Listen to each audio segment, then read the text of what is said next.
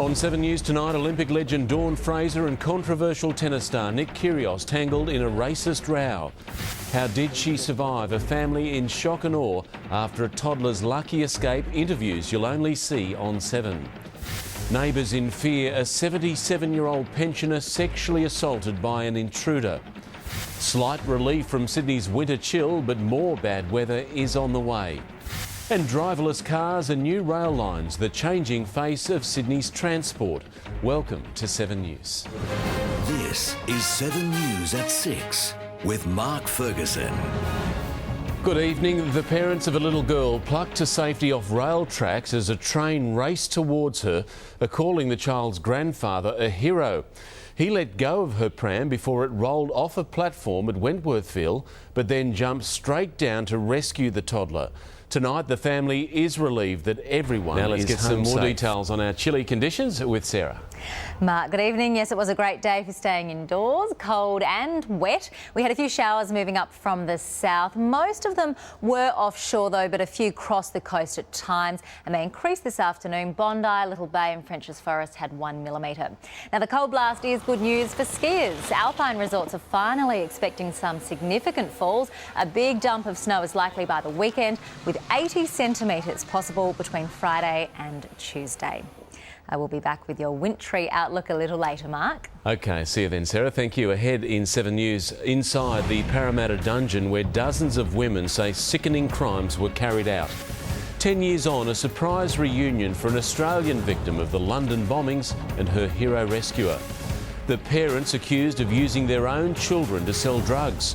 Organic versus off the shelf, the surprise eating habits of Sydney babies. And from driverless cars to new transport links, see the changing face of Sydney's transport. 7 News, now live streaming on your tablet or mobile.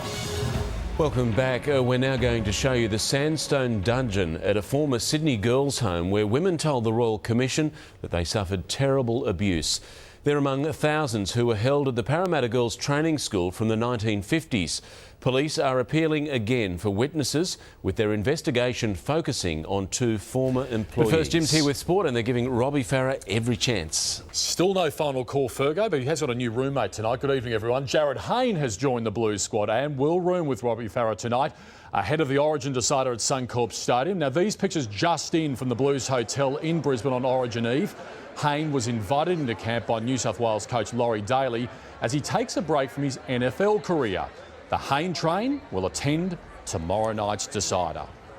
Well, Laurie Daly says he won't be rushed into making a final call on Farah. Farah trained today but remains in serious doubt, with Mick Ennis standing by to have a crack at today, Fergo. So happy birthday from everyone here at 7 News. Hope you have a great day. I like the question. I also like the answer. Absolutely. Love him to play on. I'll speak to you from Suncorp tomorrow night. Half your luck. That's a nice tie there, Fergo. Go those Blues. Good on you.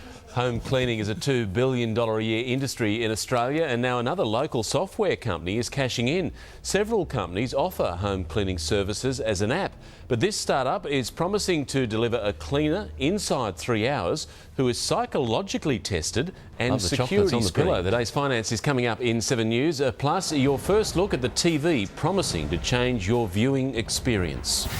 And a few fog patches in the west tomorrow morning. Your detailed weather forecast is next.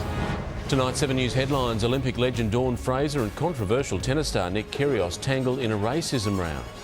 A Sydney man fighting for life diagnosed with a rare human form of mad cow disease. And a toddler's family praise her granddad for coming to her rescue at Wentworthville station just in time. Checking finance, and the ASX 200 has made its strongest gains in almost 5 months, finishing the day 106 points higher, and our dollar is buying almost 75 US cents. LG Electronics will reveal its largest organic LED or OLED TV tonight, but we've already seen it, and here it is. For the first time in Australia, this technology will display pictures in 4K, cinema quality. No other TV can produce the blacks that this TV can. It produces pictures in a different way. It's new technology. The 65-inch screen is $10,000, the 55-inch $6,000. Now here's Sarah with Sydney's weather.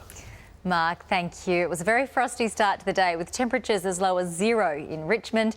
The early sunshine gave way to grey clouds as those winds turned southerly and showers developed this afternoon. The city only reached 15 degrees, our coldest day this month. At the moment, it is only 10 degrees, but with the wind chill, feels more like 8. Overnight minimums plummeted 0 at Richmond, 2 degrees at Penrith, 4 in Parramatta, and the weather didn't really warm up much today with cold and cloudy conditions. From the satellite, we have a narrow frontal cloud band skirting the New South Wales coast, and a high near Tasmania is directing these very cold southerlies and some isolated showers along the New South Wales coast. Now, as that high ridges up the coast tomorrow, the coastal showers will contract further north. And these cold fronts just to the south of Perth are likely to bring a significant cold change or two across southeastern Australia at the weekend. Around the capitals tomorrow, a clearing shower in Perth, just an afternoon shower in Brisbane, but most other capitals are expecting fine weather. On our waters, southerly winds of 10 to 20 knots easing during the day. Open waters will be a little choppy. In Sydney, we'll see a few fog patches in the west early in the morning and a shower or two mainly near the coast. Mostly clearing by the afternoon though, 17 degrees the high. Top temperatures will be around 15 at Terry Hills, Richmond and Penrith, 16 or 17 degrees in most other suburbs, a top of just 9 degrees at Katoomba.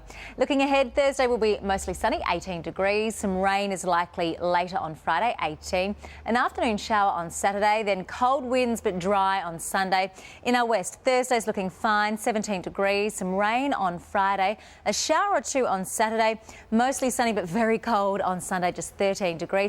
We could see a little snow likely on the higher ranges to the west, and our ski fields are finally in for some decent snowfalls this weekend too, Mark. In the grip of winter. Sarah, thank you. That is 7 News for this Tuesday. We'll have updates for you throughout the evening. I'm Mark Ferguson from all the team.